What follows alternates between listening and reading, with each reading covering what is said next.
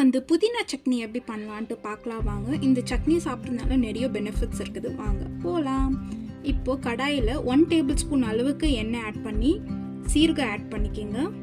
அது கூட கடலைப்பருப்பு உளுத்தப்பருப்பு ஆட் பண்ணிக்கிங்க. அதை நல்லா தாளிச்சிக்கோங்க. அது கூட ஒரு 5லேருந்து 6 சின்ன வெங்காயம் ஆட் பண்ணிக்கோங்க.